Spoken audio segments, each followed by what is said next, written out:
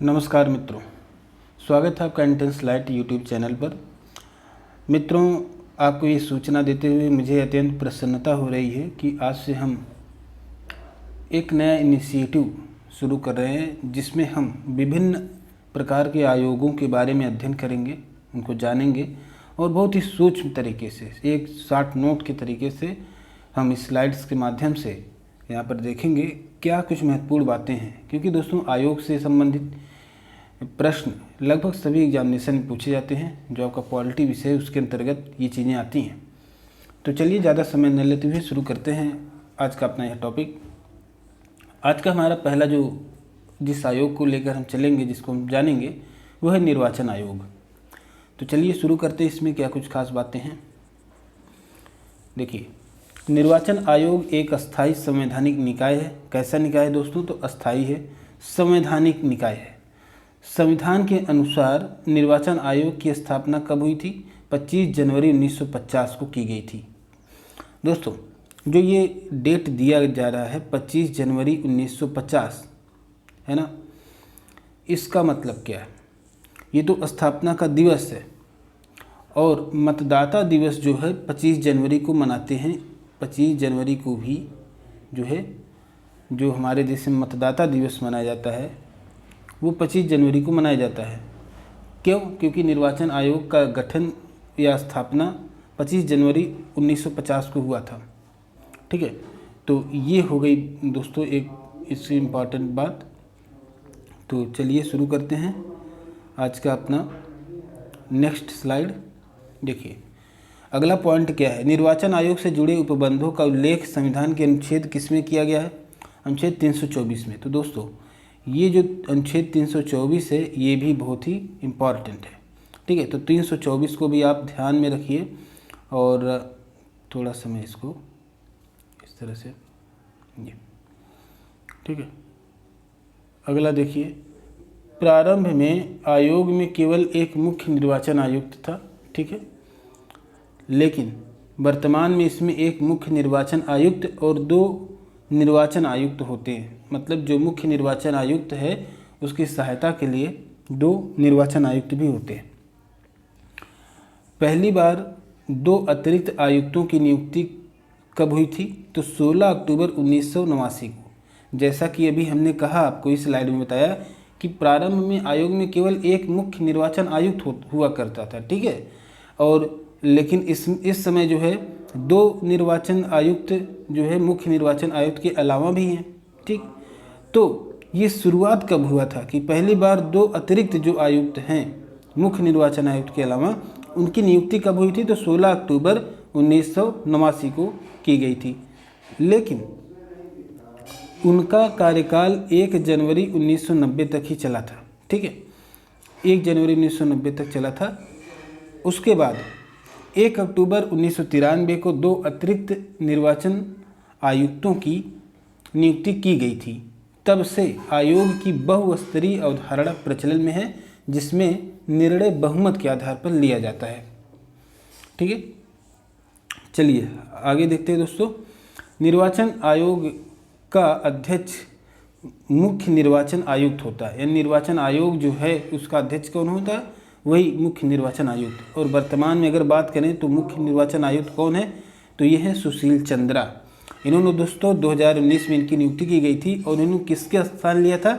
इन्होंने सुनील अरोड़ा का स्थान लिया था दोस्तों। तो सुनील अरोड़ा के स्थान पर ये नियुक्ति, इसके पहले के जो थे वो सुनील अरोड़ा जी थे। तो चलिए आगे बढ़ते हैं अगले अपने स्लाइड।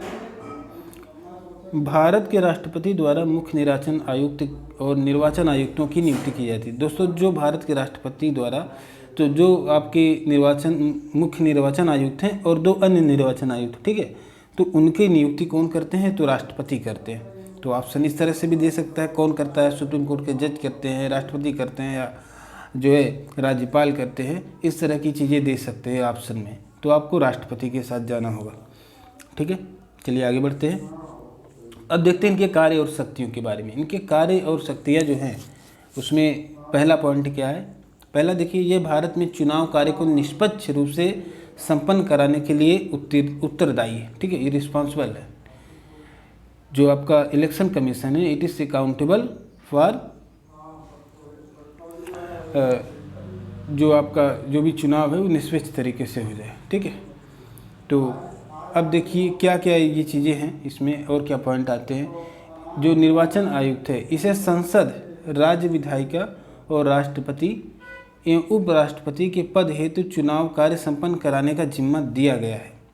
ठीक है, तो कौन कौन से चुनाव कराती है? संसद का कराती है जो, ठीक है, संसद का चुनाव, राज्य विधायिका का कराती है और राष्ट्रपति एवं उपराष्ट्रपति के पद हेतु जो चुनाव होते हैं उसका कार्य संपन्न कराती है। अगला पॉइंट क्या है दोस्तों? यह प्रत्येक चुनाव में राजनीतिक दलों के लिए आदर्श आचार संहिता लागू करता है ताकि लोकतंत्र की गरिमा कायम रहे। आदर्श आचार संहिता क्या है दोस्तों? एक समान ऐसा नियम है जिसका सभी पार्टी या सभी उम्मीदवारों को पालन करना होता है। ठीक है, तो उसको आदर्श आचार संहिता बोलते हैं। वो नियम सबके लिए होता है, जैसे किसको कितना धन खर्च करना है, ठीक है, उसकी भी एक लिमिट होती है, और कितने दिन इलेक्शन कैंपेन कितने दिन से कितने दिन के बीच में करना है, और किन प्लेसेस पर जो है कैंपेन करने के लिए परमिशन लेनी पड़ती है। तो इन सभी बातों को जो है आदर्श आचार संहिता में हम देखते हैं। चलिए आगे बढ़ते हैं अगले पॉइंट पर। राजनीतिक दलों को विनियमित करता है तथा उन्हें चुनाव लड़ने के लिए पंजीकृत करता है। ठीक है, कोई भी व्यक्ति या कोई भी राजनीतिक दल अगर चुनाव लड़ना चाहती है तो उनको पंजीकरण कराना होता है, तो और उनको कुछ जो है नियम और कानूनों का, कुछ प्रावधानों का उन्होंने जो है पालन भी करना होता है। तो ये काम भी चुनाव आयुक्त यानी इलेक्शन कमीशन के देखरेख में होता है, उसके ही मतलब कि उसमें संपन्न होता है। अगला पॉइंट क्या है दोस्तों? देखिए, यह प्रत्येक चुनाव में प्रत्याशी द्वारा धन खर्च किए जाने की सीमा तय करता है। जैसा कभी हमने आपको बताया कि ये भी आदर्श आचार संहिता का हिस्सा है। ठीक है, तो प्रत्याशी द्वारा कितना धन खर्च किया जाए इसकी एक लिमिट है, एक सीमा है, तो उसको निर्धारित कौन करता है? तो ये चुनाव आयोग करता है। चलिए आगे बढ़ते हैं। और क्या सुनिश्चित करता है? देखिए, यह सुनिश्चित करता है कि सभी राजनीतिक दल अपनी वार्षिक एवं आर्थिक रिपोर्ट जमा करें। वार्षिक आधार पर आर्थिक रिपोर्ट मतलब उनके दल में कितना चंदा इकट्ठा हुआ, किन किन स्रोतों से इकट्ठा हुआ, ठीक है, उनका पूरा लेखा जोखा वहाँ पर जमा करते हैं, तो इसको आर्थिक रिपोर्ट कहते हैं। आगे बढ़ते हैं दोस्तों। चुनाव के बाद दिशा निर्देशों के उल्लंघन के मामले में यह सदस्यों को अयोग्य ठहरा सकता है। ये तो कोई भी अगर सदस्य चुना जाता है लेकिन चुनाव के बाद जो है अगर इन्होंने चुनाव के वक्त जो है दिशा निर्देशों का उल्लंघन किया है, उस मामलों में सदस्यों को अयोग्य ठहराने की शक्ति है आपके चुनाव आयोग के पास। आगे बढ़ते हैं दोस्तों। तो ये तो हमने बात कर ली दोस्तों चुनाव आयोग के कार्य और शक्तियों की। ठीक है, चुनाव आयोग को देखा, वो किस अनुच्छेद के तहत है? अनुच्छेद 324 के तहत इसका गठन किया गया है। कब किया गया है? तो 25 जनवरी 1950 को किया गया है, और इसी दिन मैंने बताया, इसीलिए 25 जनवरी को ही आप राष्ट्रीय मतदाता दिवस भी मनाते हैं। ठीक है, और कुछ पॉइंट्स हमने देखे, और उसके बाद हमने इसके कार्य और शक्तियों को भी देख लिया। अब देखिए कुछ रिलेटिव चीज़ें हैं, जैसे कि एक जन प्रतिनिधित्व अधिनियम 1951 महत्वपूर्ण क्यों है? देखिए ये भी चुनाव आयोग से संबंधित है, इसलिए इसको भी हम यहाँ पर देख लेते हैं। देखिए पहला पॉइंट क्या है इसमें? देखिए, निर्वाचन आयोग का पर्यवेक्षक जो कि सरकार का अधिकारी होगा, किसी निर्वाचन क्षेत्र या निर्वाचन क्षेत्रों के समूहों में निर्वाचन अथवा निर्वाचनों के संचालन की निगरानी करेगा और ऐसे दायित्वों का पालन करेगा जो निर्वाचन आयोग द्वारा उसे सौंपे गए हैं। ये किसके द्वारा कहा जा रहा है? जन प्रतिनिधित्व अधिनियम 1951 के द्वारा। तो मतलब ये भी एकदम स्पष्ट है इस अधिनियम में कि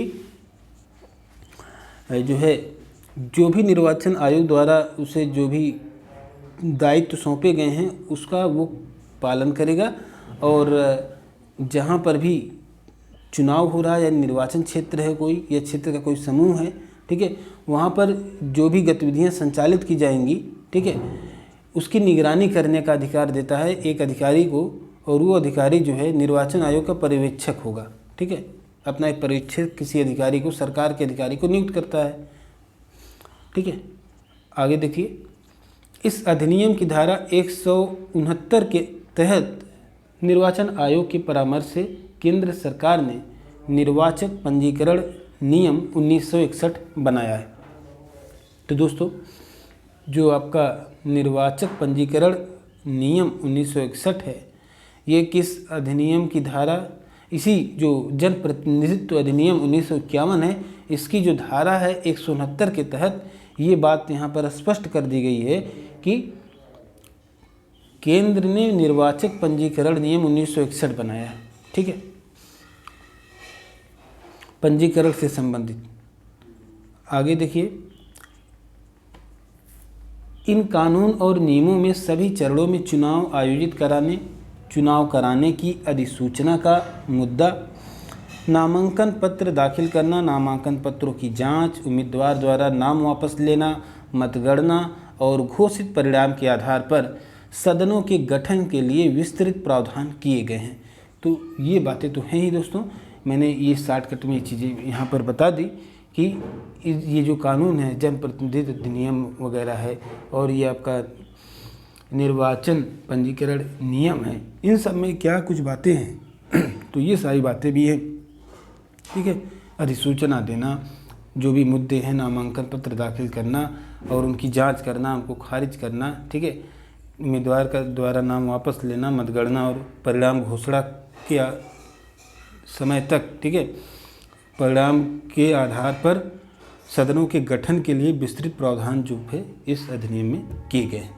तो दोस्तों, आज के लिए बस इतना ही, और मिलेंगे किसी नेक्स्ट वीडियो में। और आप जो हमारा ये प्लेलिस्ट बनेगा, इसमें जो है जितने भी आयोग हैं और आयोगों को देख लेने के बाद हम कुछ विशेष संस्थाओं पर भी वीडियो बनाएंगे, ताकि इसको रिवीजन करने में आपको आसानी हो। आपके 10-12 मिनट में आसानी से फटाफट आप, अगर आप स्पीड बढ़ा के देखेंगे तो और कम समय में इसको देख सकेंगे। तो आसानी से इस स्लाइड्स की मदद से आप बहुत ही कम समय में और बहुत ही इम्पॉर्टेंट तथ्य को आप रिवाइज कर सकते हैं। और ये जो डेटा है दोस्तों, ये समय समय पर अपडेट होते रहने वाला है। ठीक है, अब संयोग से आज सुशील चंद्रा जी हैं, कल कोई और हो सकता है हो जाए, तो इसको तो आपको अपडेट करते ही रहना होगा। ठीक है, तो चलिए दोस्तों, आज के लिए बस इतना ही। Thank you so much for watching this video. और आपसे रिक्वेस्ट है कि प्लीज़ वीडियो को अपना प्यार देते रहिए, शेयर करते रहिए। Thank you so much for watching this video.